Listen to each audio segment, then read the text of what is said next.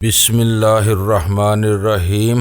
گمنام ہیرو کے معزز ناظرین السلام علیکم۔ آئیے چلتے ہیں کہانی کی طرف۔ ممکن ہے میں جذبات کی اس دلدل میں پھنس جاتا، مگر دروازے پر دستک کی ہلکی سی آواز سن کر میں جیسے ہوش میں آ گیا۔ روپ متی نے بھی آنکھیں کھول دی۔ میں سیدھا ہو کر کھڑا ہو گیا۔ روپ متی بڑبڑاتی ہوئی اٹھ گئی اور باہر والے کمرے کی طرف چلی گئی۔ میں وہیں کھڑا رہا۔ روپ متی نے باہر کا دروازہ کھول دیا، حالانکہ وہ دروازہ کھولنے کا حکم مجھے بھی دے سکتی تھی، لیکن اس نے خود اٹھ کر دروازہ کھولا تھا۔ باہر تیج سنگھ تھا۔ اس نے اندر داخل ہو کر ادھر ادھر دیکھا اور پھر مجھے بیڈ روم میں کھڑے دیکھ کر اس کی آنکھوں میں نفرت سی بھر گئی۔ کیا بات ہے تیج سنگھ؟ روپ متی قدرے درست لہجے میں بولی۔ درمیش کیسا ہے؟ اب ہوش میں آیا یا نہیں؟ درمیش اب ٹھیک ہے راجکماری جی، تیج سنگھ نے بدستور میری طرف دیکھتے ہوئے کہا۔ چتوڑ گڑھ کا راجکمار کنور بلونت سنگھ آپ سے ملنا چاہتا ہے۔ روپ متی کی بمیں سکڑ گئیں۔ وہ چند لمحے خوش غمگین نظروں سے تیج سنگھ کی طرف دیکھتی رہی، جیسے راجکمار بلونت سنگھ کی خواہش میں اس کا قصور ہو۔ راجکمار کو اندر لا کر بٹھاؤ، میں ابھی آتی ہوں۔ روپ متی کے لہجے میں ناگواری تھی۔ وہ پھر بیڈ روم میں آ گئی۔ اس نے بیچ کے دروازے پر پردہ کھینچ دیا تھا۔ ڈریسنگ ٹیبل کے سامنے بیٹھ کر اس نے اپنا حلیہ درست کیا۔ اس دوران میں دوسرے کمرے سے اب کچھ آوازیں سنائی دے رہی تھی۔ روپ متی نے مجھے وہیں رکنے کا اشارہ کیا اور دوسرے کمرے میں چلی گئی۔ میں اپنی جگہ کھڑا دوسری طرف کی آوازیں سنتا رہا۔ وہ غالباً چتوڑ گڑھ کا راجکمار تھا جو اس وقت کہہ رہا تھا، ہمیں یہاں پہنچنے میں کچھ تاخیر ہو گئی راجکماری روپ متی جی، مگر سنا ہے آپ نے ایک ایسا ہیرا خرید لیا ہے جس کی مثال نہیں ملتی۔ کہاں چھپا کر رکھا ہے اسے؟ ہمیں بھی تو اس کے درشن کرا دیجیے راجکماری جی۔ ہاں وہ ہیرا ہی ہے، آپ بھی دیکھیں گے تو پھڑک اٹھیں گے کنور جی، میں ابھی بلاتی ہوں اسے، روپ متی نے جواب دیا۔ اور پھر چند سیکنڈ بعد ہی دروازے کا پردہ ہٹا اور تیج سنگھ کی صورت دکھائی دی۔ وہ بڑی خوش غمگین نظر نگاہوں سے میری طرف دیکھ رہا تھا۔ اب وہ بالکل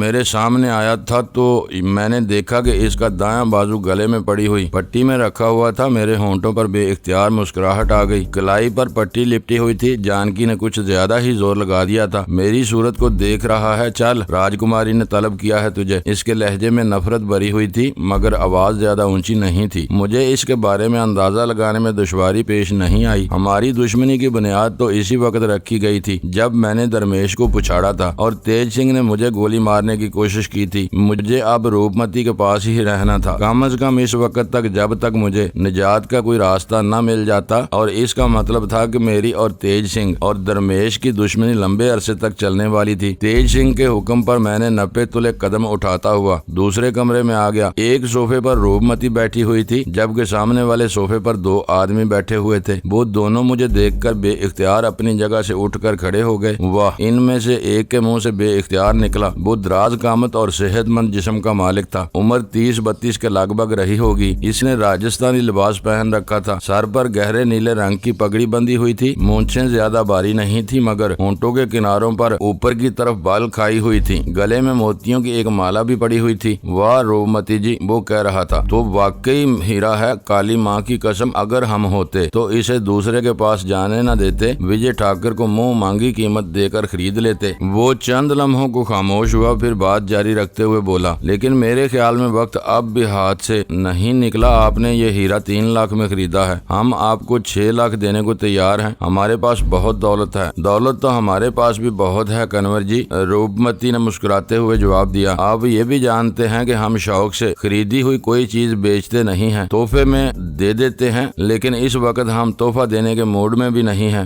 10 لاکھ 15 لاکھ کنور بلونت سنگھ نے میری طرف بولی لگائی۔ میں چونک گیا۔ اس کے پاس واقعی بہت دولت تھی اور وہ مجھے ہر قیمت پر خریدنے پر آمادہ نظر آ رہا تھا۔ کنور جی، روپ متی ایک جھٹکے سے اٹھ کر کھڑی ہو گئی۔ اس کے چہرے پر تناؤ سا پیدا ہو گیا۔ آپ اچھی طرح جانتے ہیں کہ ہم اپنے گھر کی کوئی چیز بیچتے نہیں ہیں۔ آپ ہماری توہین کر رہے ہیں، تشریف لے جائیں۔ آپ تو ناراض ہو گئیں روپ متی جی، کنور بلونت سنگھ معنی خیز انداز میں مسکرا دیا۔ ایک غلام کے لیے آپ اپنے دوستوں کو بھی ناراض کر رہی ہیں۔ خیر، جیسی آپ کی مرضی، لیکن یہ بات یاد رکھ لیں کہ یہ غلام بالآخر آئے گا ہمارے پاس۔ میں چلتا ہوں، نمسکار۔ اس نے دونوں ہاتھ جوڑ دیے۔ اس کے ہونٹوں پر مسکراہٹ گہری ہو گئی تھی اور آنکھوں میں مکاری چمکنے لگی تھی۔ روپ متی چند لمحے اپنی جگہ پر بے حس و حرکت کھڑی رہی۔ اس کی خوبصورت آنکھوں میں تشویش ابھر آئی تھی۔ اس نے تیج سنگھ کو رخصت کر دیا اور میری طرف دیکھنے لگی۔ پھر آگے بڑھ کر وہ میرے بالکل سامنے کھڑی ہو گئی۔ دونوں ہاتھ میرے بازوؤں کے فولادی مسلز پر رکھ دیے اور میری آنکھوں میں جھانکنے لگی۔ میرے خون کی گردش تیز ہو گئی، دل کی دھڑکنیں کن پٹیوں میں محسوس ہونے لگی۔ روپمتی کی آنکھوں میں ستارے سے ناچ رہے تھے۔ میں زیادہ دیر تک اس سے نظریں نہ ملا سکا۔ میں نے نظریں جھکائیں تو وہ ایک بار پھر میرا دل اچھل کر حلق میں آ گیا۔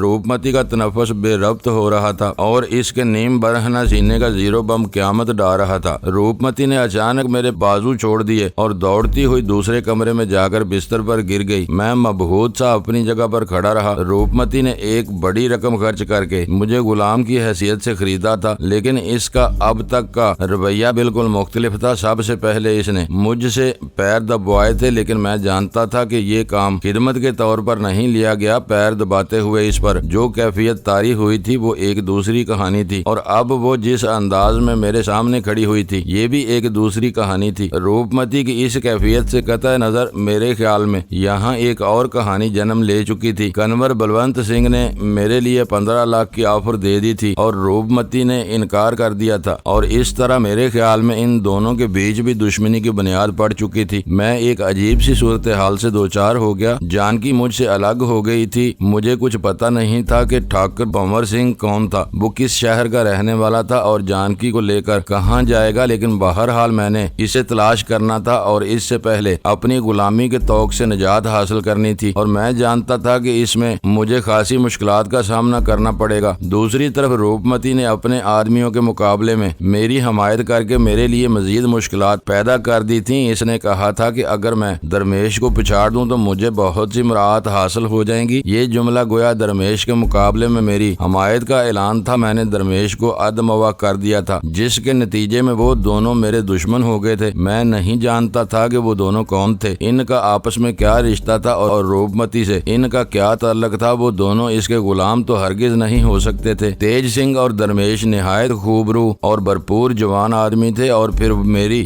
بولی لگاتے ہوئے بھی روپمتی کی آنکھوں میں عجیب سی چمک ابھر آئی تھی۔ اس نے میرے بازوؤں کے مسلز بھی ٹٹول کر دیکھے تھے، اور ابھی کچھ دیر پہلے جس طرح وہ میرے بازو تھام کر میرے سامنے کھڑی ہوئی تھی اور اس کی آنکھوں میں جس طرح پر احسار چمک ابھری تھی، اس سے میں نے روپمتی کے بارے میں ایک مختلف رائے قائم کر لی تھی۔ میں اپنی جگہ پر کھڑا یہی سب کچھ سوچ رہا تھا کہ روپمتی کی آواز سن کر چونک گیا۔ وہ مجھے خوابگاہ میں طلب کر رہی تھی۔ میں اندر داخل ہو کر اس کے سامنے مسحری کے قریب کھڑا ہو گیا۔ وہ مسحری پر تکیے سے ٹیک لگائے نیم دراز تھی۔ اس کی نظریں میرے بدن کا طواف کر رہی تھی۔ آنکھوں میں اس وقت بھی وہی پر احساس سی چمک تھی۔ بیٹھ جاؤ، اس کی آواز میں ہلکا سا ارتعاش تھا۔ ساتھ ہی اس نے مسحری کے سامنے کرسی کی طرف اشارہ کیا۔ میں جھجکتا ہوا کرسی پر بیٹھ گیا۔ میری اس فرما برداری کا مطلب یہ نہیں تھا کہ میں نے ذہنی طور پر اپنے آپ کو اس کا غلام تسلیم کر لیا تھا، بلکہ حقیقت یہ تھی کہ میں اطاعت اور فرما برداری کا مظاہرہ کر کے اس کا اعتماد حاصل کرنا چاہتا تھا تاکہ اپنی آزادی کا کوئی راستہ نکال سکوں۔ میں غلام بن کر ساری زندگی تو یہاں نہیں رہ سکتا تھا۔ میں اپنا مشن نہیں بھولا تھا۔ مجھے اپنے ماں باپ کی المناک موت یاد تھی۔ وہ 20 بے گناہ بھی یاد تھے جنہیں میری وجہ سے دارا اور اس کے ساتھیوں نے موت کے گھاٹ اتارا تھا۔ مجھے وہ منظر بھی یاد تھا جب میرے ماں باپ کے قتل کے برسوں بعد ٹھیک اسی جگہ پر جہاں میرے ماں باپ کا خون بہایا گیا تھا، تھائی کو بھی بے دردی سے موت کے گھاٹ اتار دیا گیا تھا۔ تھائی میری محسنہ تھی۔ ماں باپ کے بعد سب سے زیادہ محبت مجھے اسی سے ملی تھی، اور پھر جانکی تھی جس نے قدم قدم پر میرا ساتھ دیا تھا، اور اب وہ ایک نئی مصیبت میں گرفتار ہو گئی تھی۔ میں یہ سب کچھ کیسے بھول سکتا تھا، اور پھر مجھ جیسا شخص کسی کا غلام بن کر کیسے رہ سکتا تھا؟ لیکن وقت نے مجھے بہت کچھ سکھا دیا تھا۔ میں نے وقت سے سمجھوتا کر لیا تھا۔ وقت ہی نے مجھے ایک عورت کے قدموں میں لا پھینکا تھا، تو میں اس وقت ہی کے سہارے اس صورتحال سے نجات بھی حاصل کرنا چاہتا تھا۔ میرے سامنے اس وقت ایک اور موقع بھی تھا جس سے میں فائدہ اٹھا سکتا تھا۔ نیلامی ختم ہونے پر روپمتی نے میرے گلے میں غلامی کا طوق ڈالنے کی اجازت نہیں دی تھی۔ اس نے مجھے درمیش کے ساتھ لڑتے ہوئے بھی دیکھ لیا تھا، اور یہ بھی جان گئی تھی کہ میں کس قدر خطرناک ہوں۔ نیلامی کے وقت وجے ٹھاکر نے بھی گویا میری تعریف کرتے ہوئے لوگوں کو خبردار کر دیا تھا کہ میں نے سنیاسی واسودیو جیسے سانڈ کی گردن مروڑ دی تھی، اور جب روپمتی مجھے اکیلے ہی اپنے ساتھ کمرے میں لانا چاہ رہی تھی تو ٹھاکر بھنور سنگھ نے بھی اسے خبردار کر دیا تھا، لیکن روپمتی نے اس کی پرواہ نہیں کی تھی اور کسی محافظ کے بغیر مجھے اکیلے ہی اپنے کمرے میں لے آئی تھی۔ اسے شاید اپنے آپ پر اعتماد تھا۔ عورت کے لیے کسی مرد کو کو غلام بنانے کے لیے ضروری نہیں ہوتا کہ وہ ہاتھ میں ہنٹر اٹھائے رکھے۔ میرے خیال میں مرد کو مطیع کرنے کے لیے عورت کو ہنٹر اٹھانے کی ضرورت نہیں ہوتی، اور روپمتی جیسی بھرپور جوان اور حسین عورت تو سرکش سے سرکش مرد کو بھی اپنے پیر چاٹنے پر مجبور کر سکتی ہے۔ جب میں اور درمیش حریف بن کر ایک دوسرے کے سامنے کھڑے ہوئے تھے تو روپمتی نے درمیش کو بھی یہ آفر دی تھی کہ اگر وہ میری گردن مروڑ دے تو وہ اس کی دیرینہ خواہش پوری کر سکتی ہے، اور اس کے ساتھ ہی اس نے بڑے دل فریب انداز میں کندھے سے اسٹرپ سرکا کر ایک جھلک بھی دکھلا دی تھی۔ اس کی اس بات سے بھی میں اندازہ لگا چکا تھا کہ درمیش جیسا کڑیل جوان اس کے حسن کا اسیر ہے اور اپنی خواہش پوری کرنے کے لیے وہ کچھ بھی کر سکتا ہے، مگر اس وقت تو اس کی یہ حسرت سینے ہی میں گھٹ کر رہ گئی تھی۔ تو میں یہ کہہ رہا تھا کہ روپمتی کو اپنے آپ پر اعتماد تھا، اسی لیے وہ کسی محافظ کے بغیر مجھے اکیلے ہی اپنے کمرے میں لے آئی تھی، اور دوسری طرف میرے لیے یہ بہترین موقع تھا کہ روپمتی کا گلا گھونٹ کر کمرے سے نکلوں اور جانکی کو تلاش کر کے یہاں سے فرار ہونے کی کوشش کروں، لیکن میں اس حقیقت سے بھی بخوبی واقف تھا کہ یہاں سے فرار ہونا ممکن نہیں۔ یہاں سینکڑوں لوگ تھے، ہر ایک کے پاس اسلحہ بھی تھا، اور بالفرض میں جانکی کو تلاش کر کے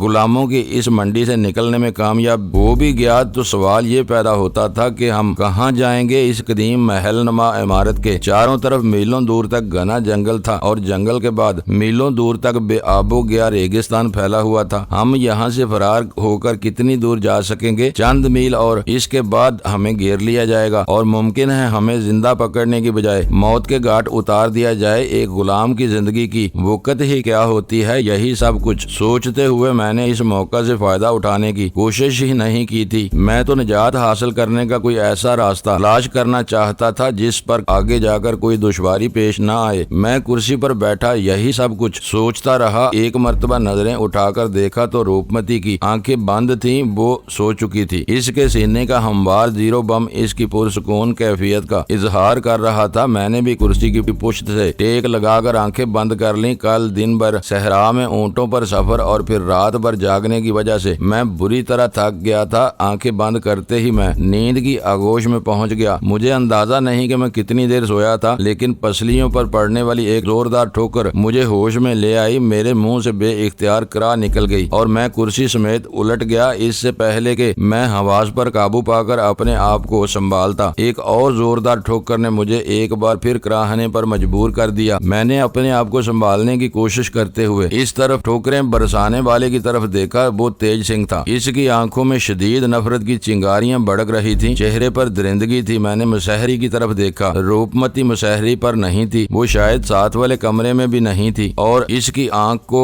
بدلہ چکانے کا موقع مل گیا تھا۔ اٹھ جا حرام کے پلے! وہ میری ٹانگ پر ایک اور زوردار ٹھوکر مارتے ہوئے خونخوار بھیڑیے کی طرح گھرایا۔ مالکن کی خوابگاہ میں پڑا اینٹ رہا ہے۔ ایک غلام کی یہ جرت! یاد تو ہے تو غلام ہے، روکڑا خرچ کے خریدا ہے تجھے، تو اس کے آداب نہیں جانتا تو میں تجھے سکھاؤں گا۔ اٹھ جا حرام کے پلے! اس نے ایک اور ٹھوکر مارنے کی کوشش کی، مگر میں نے کلائی پر روک کر اور بڑی پھرتی سے اٹھ کر کھڑا ہو گیا۔ وہ محض ٹھوکریں مارنے پر اکتفا کرتا تو شاید میں برداشت کر لیتا، لیکن گالیوں سے میری قوت برداشت جواب دے گئی۔ اس کا سیدھا ہاتھ ابھی تک گلے میں لٹکے ہوئے سیلنگ سے لٹکا ہوا تھا۔ بائیں ہاتھ میں وہی بیت کی چھڑی تھی جسے اس نے ابھی تک استعمال نہیں کیا تھا، لیکن میں جیسے ہی اٹھ کر کھڑا ہوا اس نے چھڑی سے وار کر دیا۔ میں اس مرتبہ بھی مات انجانے میں مار کھا گیا۔ چھڑی میرے بائیں بازو پر لگی، وار زوردار تھا۔ مجھے ایسا لگا جیسے میرے بازو پر اس جگہ انگارے بھر گئے ہوں۔ اس نے دوسرا وار کیا، لیکن اس بار میں نے اس کو بائیں ہاتھ پر روک کر گرفت میں لے لیا اور دائیں ہاتھ کا ایک بھرپور پنچ اس کے چہرے پر رسید کر دیا۔ اس کی ناک منہ سے خون بہہ نکلا۔ وہ بری طرح ڈکرایا تھا، لیکن دوسرے ہی لمحے اس نے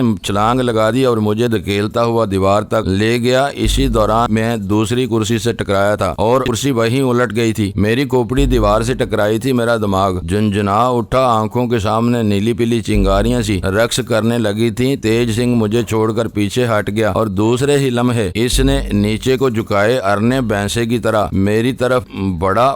وہ میرے پیٹ میں سر کی ٹکر مارنا چاہتا تھا اور اس مقصد میں کامیاب بھی ہو گیا۔ ٹکر زوردار تھی، میرے منہ سے کراہ نکل گئی۔ وہ مجھے سنبھلنے کا موقع نہیں دینا چاہتا تھا۔ اس نے پیچھے ہٹ کر ایک اور ٹکر مارنے کی کوشش کی، لیکن اس مرتبہ میں نے بڑی پھرتی سے ایک طرف ہٹتے ہوئے اس کی گردن پر ہاتھ ڈال دیا۔ تیج سنگھ کی گردن اب میرے بازو کی لپیٹ میں تھی اور وہ بری طرح مچل رہا تھا۔ میں اگر چاہتا تو ایک ہی جھٹکے میں بڑی آسانی سے اس کی گردن مروڑ سکتا تھا، لیکن اس کے ساتھ ہی میں یہ بھی جانتا تھا کہ صورتحال سنگین ہو جائے گی۔ لیکن ایک غلام کے ہاتھوں کسی معزز آدمی کے قتل کو کوئی بھی برداشت نہیں کرے گا۔ اس طرح میرے لیے مشکلات پیدا ہو سکتی تھیں اور میں اپنے لیے صورتحال کو سنگین تر نہیں بنانا چاہتا تھا۔ میں نے دوسرے ہاتھ سے اس کے پیٹ میں ایک گونسا رسید کر دیا۔ وہ کراہتا ہوا تقریباً 1 فٹ اوپر اچھلا۔ اس کے ساتھ ہی میں نے اس کی گردن کو ہلکا سا جھٹکا دے کر چھوڑ دیا۔ وہ سینے کے بل نیچے گرا۔ دبیز قالین ہونے کی وجہ سے غالباً اسے زیادہ چوٹ نہیں لگی تھی۔ وہ فوراً ہی اٹھ کر مجھ پر حملہ آور ہوا، لیکن ٹھیک اسی وقت کڑکتی ہوئی ایک نسوانی آواز کمرے میں گونجی۔ میں نے اپنے آپ کو تیج سنگھ کے حملے سے بچانے کی کوشش کرتے ہوئے آواز کی سمت دیکھا۔ وہ روپمتی تھی جو دروازے میں کھڑی تھی۔ اس کے چہرے پر بے پناہ کرختگی تھی۔ یہ کیا ہو رہا ہے؟ وہ ایک بار پھر چیختی ہوئی آگے بڑھی۔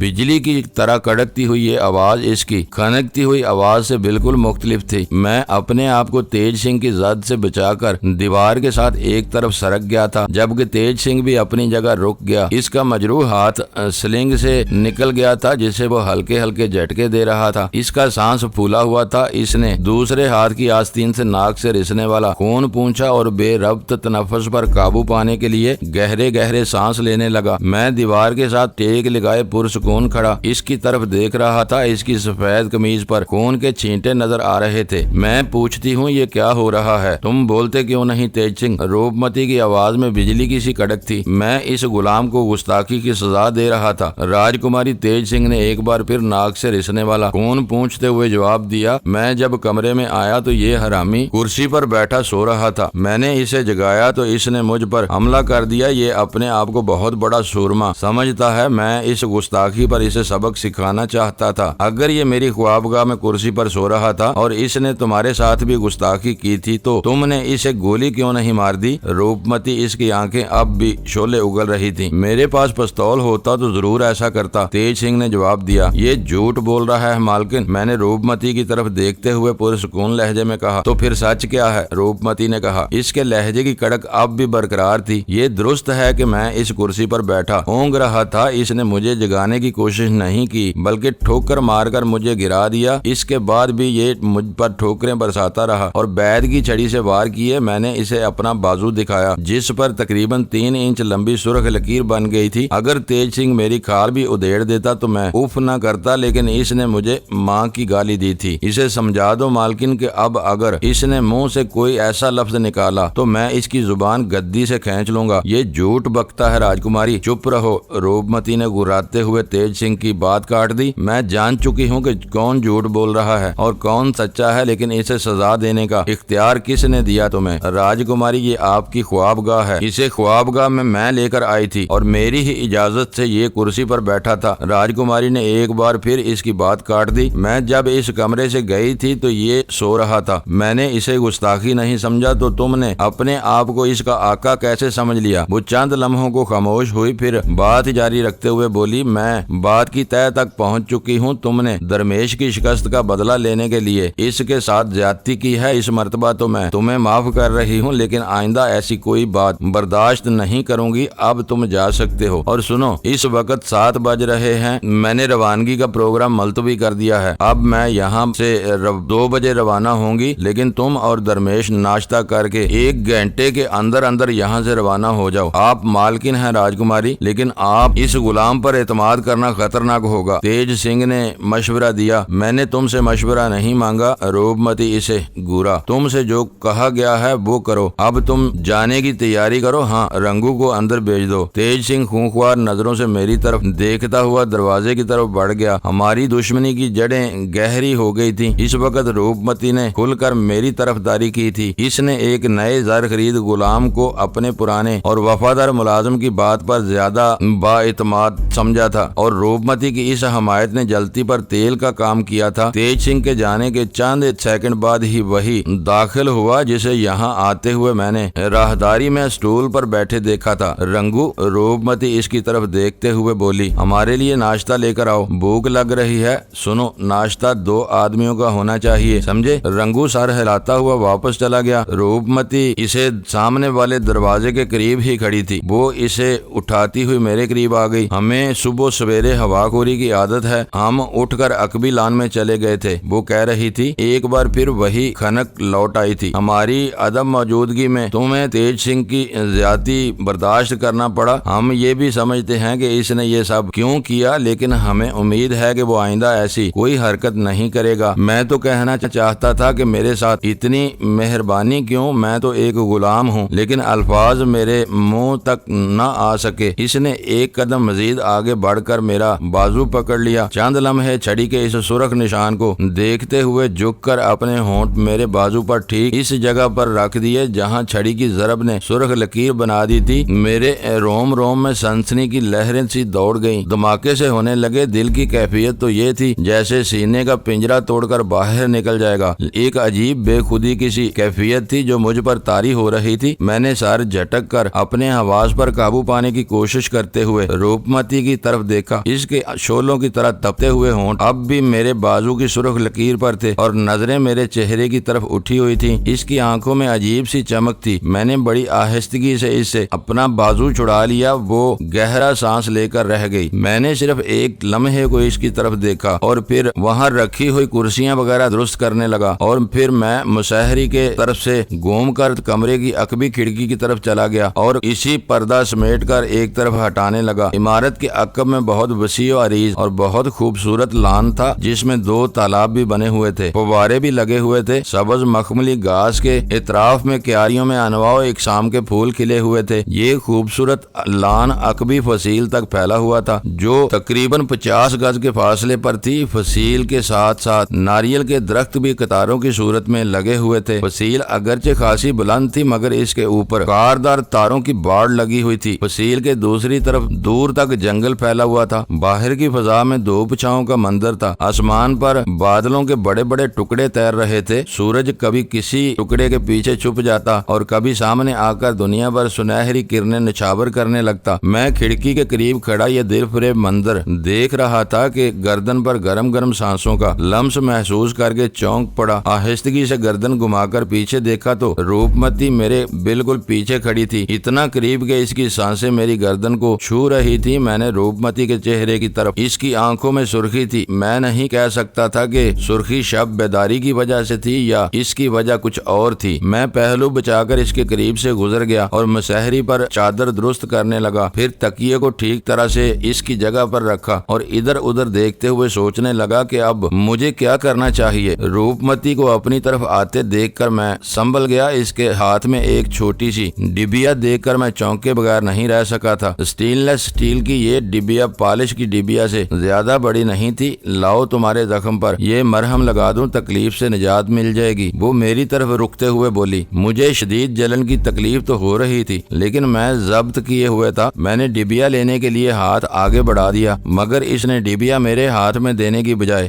ڈھکنا ہٹا کر انگلی سے مٹیالے سے رنگ کا مرہم نکالا اور میرے بازو کے زخم پر لگانے لگی۔ چھڑی کی ضرب سے کال پھٹی نہیں تھی، سرخ ہو گئی تھی جس میں شدید جلن ہو رہی تھی۔ مرہم لگتے ہی مجھے سکون سا مل گیا۔ یہ اس مرہم کا کمال تھا یا روپمتی کی انگلی کے لمس کا اثر کہ جلن بتدریج غائب ہوتی چلی گئی اور ٹھنڈک کا احساس ہونے لگا۔ بس کیجیے مالکن، اب مجھے تکلیف نہیں ہو رہی، میں نے مدھم لہجے میں کہا۔ روپمتی نے ہاتھ ہٹا لیا۔ میں نے اس کے دوسرے ہاتھ سے ڈبیا لے لی اور ڈھکنا اٹھا کر ڈبیا پر لگانے لگا۔ روپمتی ہاتھ دھونے کے لیے ملحق باتھ روم میں گھس گئی اور ٹھیک اسی وقت دروازے پر ہلکی سی دستخط ابھری۔ میں نے ڈبیا ڈریسنگ ٹیبل پر رکھ دی اور سٹنگ روم میں آ کر باہر کا دروازہ کھول دیا۔ وہ دربان رنگو تھا جس کے ساتھ ایک اور آدمی بھی تھا۔ اس نے ایک بڑی سی ٹرے اٹھا رکھی تھی جس میں رکھے ہوئے ناشتے کی چیزیں ایک وان پوش سے ڈھکی ہوئی تھی۔ میں نے اسے اندر آنے کا راستہ دے دیا اور ٹرے کافی ٹیبل پر رکھنے کا اشارہ کیا۔ اس نے آگے بڑھ کر ٹرے میز پر رکھ دی اور پھر 2 گلاس اور پانی سے لبریز جگ بھی باہر سے لا کر رکھ دیے۔ ان دونوں کے جانے کے بعد میں نے دروازہ بھیڑ دیا اور وہیں کھڑے ہو کر روپمتی کا انتظار کرنے لگا اور پھر اسے آنے میں 2 منٹ سے زیادہ نہیں لگے تھے۔ وہ میز کے سامنے صوفے پر بیٹھی تو میں نے مؤدبانہ انداز میں جھک کر ٹرے پر سے خوان پوش اٹھا لیا اور دونوں ہاتھ سینے پر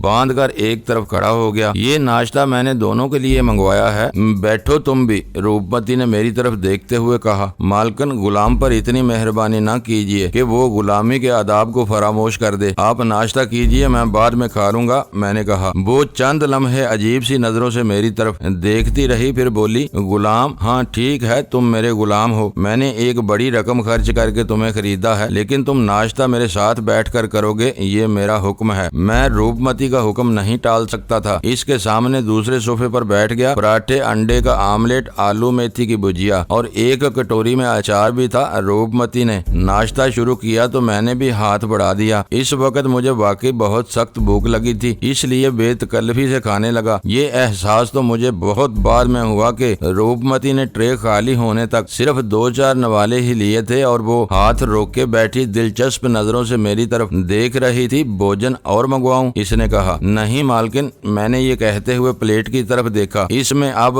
پراٹھا ہی رہ گیا تھا یا پھر تھوڑا سا آملیٹ بچا تھا۔ مجھے واقعی بہت شرمندگی ہو رہی تھی۔ مجھے افسوس ہے مالکن، میں نے کھانا کھانے کے آداب کا بھی خیال نہیں رکھا۔ مجھے اس طرح ندیدے پن کا مظاہرہ نہیں کرنا چاہیے تھا۔ تمہیں بھوک لگی ہوئی تھی، تم نے کھا لیا، اس میں ندیدے پن کی کیا بات ہے؟ اور اس میں شرمندہ ہونے کی بھی ضرورت نہیں۔ روپمتی نے یہ کہتے ہوئے پلیٹ میں بچا ہوا پراٹھا اٹھا لیا۔ جب آدمی کھانے کے لیے بیٹھا ہو تو اسے کسی قسم کی جھجک کا مظاہرہ نہیں کرنا چاہیے۔ دسترخوان سے خالی پیٹ اٹھ جانے کو میں حماقت ہی سمجھتی ہوں۔ میں جواب میں کچھ کہنا ہی چاہتا تھا کہ دروازے پر پہلے ہلکی سی دستک کی آواز ابھری اور پھر دروازہ کھل گیا۔ تیج سنگھ اور درمیش کو اندر داخل ہوتے دیکھ کر میرے دل کی دھڑکن بڑھ گئی، لیکن میں نے فوراً ہی اپنی کیفیت پر قابو پا لیا اور اپنی جگہ پر بیٹھا رہا۔ مجھے روپمتی کے ساتھ کھانے کی میز پر اس طرح بیٹھے دیکھ کر وہ دونوں سلگ اٹھے تھے۔ دونوں کی آنکھوں میں چنگاریاں سی بھر گئی تھی۔ تیج سنگھ کا سیدھا ہاتھ اب بھی گلے میں لٹکا ہوا تھا، اس کی ناک پھول کر پکوڑا ہو رہی تھی اور اس پر اور ناک کے اوپر کسی قسم کی دوائی لگائی گئی تھی۔ چہرہ اور بھی سوجا ہوا تھا، جبکہ درمیش کی پیشانی پر بھی نشانات نظر آ رہی تھی۔ اس کا چہرہ ستا ہوا تھا اور صورت برسوں سے بیمار نظر آ رہا تھا۔ کیا بات ہے تیج سنگھ، اور تم کیسے ہو؟ درمیش، روپمتی نے باری باری دونوں کی طرف دیکھا۔ اس کے لہجے میں بے اعتنائی نمایاں تھی۔ ٹھیک ہوں راجکماری، درمیش نے کہا۔ ہم پوچھنے آئے تھے کہ ہمارے لیے کیا حکم ہے۔ میں نے شاید تیج سنگھ سے کہہ دیا تھا کہ تم اس کے ساتھ ہی روانہ ہو جاؤ، ہم شام کو یہاں سے نکلیں گے، روپمتی نے جواب دیا۔ راجکماری، اس مرتبہ تیج سنگھ بولا، آخری بات رات ہو جائے گی اور آپ جانتی ہیں کہ راستہ خطرناک ہے۔ بغیر محافظوں کے اس علاقے میں رات کے وقت سفر کرنا خطرناک ہے۔ کیا تم لوگ میری حفاظت کر سکتے ہو؟ روپمتی نے بات کاٹتے ہوئے باری باری ان دونوں کو گورا۔ جاؤ اور میری فکر مت کرو، میں راج بون تک پہنچ کر فیصلہ کروں گی۔ تیج سنگھ نے کچھ کہنا چاہا مگر روپمتی نے اسے روک دیا اور زبان سے کچھ کہے بغیر انہیں اشارہ کیا۔ وہ دونوں خونخوار نظروں سے میری طرف دیکھتے چلے گئے۔ روپمتی نے جس انداز میں واپس فیصلہ کرنے کی بات کہی تھی، اس سے مجھے اندازہ ہوا کہ دونوں اس کے ملازم تھے اور غالباً باڈی گارڈز بھی۔ جس طرح میرے ہاتھوں پٹے تھے، روپمتی ان کی طرف بد دل ہو گئی تھی۔ یہ سب کچھ اچانک ہی ہوا تھا اور میرے اور روپمتی کا اس طرح رویہ تبدیل کر لینا مناسب نہیں تھا، وہ بھی اس وقت جب کہ وہ اپنے گھر سے دور تھی۔ اس کے لیے خطرناک بھی ثابت ہو سکتے تھے۔ میں نے اس کا اظہار کیا تو روپمتی کے ہونٹوں پر خفیف سی مسکراہٹ آ گئی۔ مجھے درندے پالنے کا شوق ہے، وہ بولی، سدانا اور انہیں کنٹرول میں رکھنا جانتی ہوں۔ جو جانور سرکشی کرتا ہے یا میں سمجھتی ہوں کہ وہ میرے کام کا نہیں رہا، میں اسے گولی مار دیتی ہوں۔ وہ چند لمحوں کو خاموش ہوئی، پھر بات جاری رکھتے ہوئے بولی، یہ دونوں بھی میرے پالتو ہیں، میں نے انہیں اپنی حفاظت کے لیے رکھا تھا، لیکن اب یہ بھونکتے زیادہ اور کام کم کرتے ہیں۔ واپس جا کر ان کا فیصلہ کروں گی۔ میرے کانوں کی لمیں تپنے لگیں۔ روپمتی کی بات بالکل واضح تھی۔ اس نے کتے پالے تھے جو اب نہ صرف سرکشی پر آمادہ تھے بلکہ ان میں پہلے جیسا دم خم بھی نہیں رہا تھا۔ اسے اپنی دانست میں میری صورت میں ایک نیا اور تازہ دم کتا مل گیا تھا اور وہ ان دونوں ناکارہ کتوں سے چھٹکارا حاصل کرنے کا فیصلہ کر چکی تھی۔ روپمتی نے شاید میری کیفیت کو محسوس کر لیا تھا۔ وہ گہری نظروں سے میری طرف دیکھتی رہی لیکن زبان سے کچھ نہیں بولی۔ میں نے اٹھ کر برتن سمیٹے اور باہر لے جا کر دربان رنگو کے حوالے کر دیے۔ میں واپس آیا تو وہ خوابگاہ میں جا چکی تھی۔ میں نے ایک کرسی کی پشت پر پڑا ہوا کپڑا اٹھا کر میز صاف کی اور خوابگاہ کے دروازے میں جھانکنے لگا۔ روپمتی اس کمرے میں بھی نظر نہیں آئی، وہ باتھ روم میں تھی۔ میں پیچھے ہٹ کر ایک کرسی پر بیٹھ گیا۔ اب میری جھجک دور ہو چکی تھی۔ روپمتی نے مجھے غلام کی حیثیت سے خریدا تھا، لیکن ابھی تک میرے ساتھ غلاموں جیسا سلوک نہیں کیا تھا۔ ناشتہ بھی مجھے اپنے ساتھ بٹھا کر کرایا تھا۔ غلاموں یا نوکروں کے ساتھ ایسا مہربانی کا سلوک نہیں کیا جاتا جس کا واضح مقصد تھا کہ اس نے مجھے کسی اور مقصد کے لیے خریدا تھا اور میری خاطر اپنے 2 پرانے ملازموں بے الفاظ دیگر باڈی گارڈز کو بھی برطرف کرنے کا فیصلہ کر لیا تھا۔ میں کرسی پر ٹیک لگائے بیٹھا یہی سب کچھ سوچتا رہا۔ شاید آدھا گھنٹہ گزر گیا تھا۔ خوابگاہ سے کوئی آواز سنائی نہیں دے رہی تھی۔ میرا خیال تھا کہ روپمتی باتھ روم سے نکل کر مسحری پر سو گئی ہوگی، وہ بھی تو رات بھر کی جاگی تھی۔ پہلے میں نے سوچا کہ اندر جھانک کر دیکھ لوں، مگر پھر اس خیال کو ذہن سے نکال دیا اور اپنی جگہ پر بیٹھا رہا۔ چند منٹ اور گزر گئے اور پھر خوابگاہ سے ہلکی سی آواز سن کر میں چونک گیا۔ میری نظریں بے اختیار دروازے کی طرف اٹھ گئیں۔ دروازے کے سامنے ہلکے نیلے رنگ کے غالباً شیفون کا باریک سا پردہ پڑا ہوا تھا جو تھوڑا سا سمٹا ہوا تھا۔ سامنے والی دیوار کے ساتھ ڈریسنگ ٹیبل پڑی ہوئی تھی۔ ڈریسنگ ٹیبل ذرا سی آڑی رکھی ہوئی تھی اور اس کے آئینے میں کمرے کے دوسرے حصے کا منظر دیکھا جا سکتا تھا۔ آئینے پر نظر پڑتے ہی میرا دل اچھل کر حلق میں آ گیا، کنپٹیاں سلگ اٹھی اور دماغ میں دھماکے سے ہونے لگے۔ روپمتی باتھ روم سے بے لباس ہی باہر نکل آئی تھی۔ میں نے آنکھیں بند کر لیں۔ چند منٹ بعد میں نے آنکھیں کھول دیں۔ روپمتی لباس پہن چکی تھی، لیکن وہ لباس بھی ایسا تھا کہ اس کے بدن کے خطوط نمایاں ہو گئے تھے۔ اس وقت تولیہ اس نے پکڑا ہوا تھا، اس طرح سر کے بالوں پر لپیٹ رکھا تھا۔ تولیہ سر سے ہٹاتے ہوئے اس کی نظریں ڈریسنگ ٹیبل کی طرف اٹھ گئیں۔ معزز ناظرین، لائک کریں، شیئر کریں اور کمنٹس باکس میں پاک آرمی زندہ باد، پاکستان پائندہ باد کا نعرہ ضرور درج کر کے اپنے ملک پر فخر کریں اور پاکستان کی بنیادیں مضبوط کرنے میں اپنا کردار ادا کریں۔ ویڈیو دیکھنے کا شکریہ۔ معزز ناظرین، اپنا خیال رکھیے گا اور ہمارے چینل کا بھی۔ ISI پاک آرمی زندہ باد، پاکستان پائندہ باد۔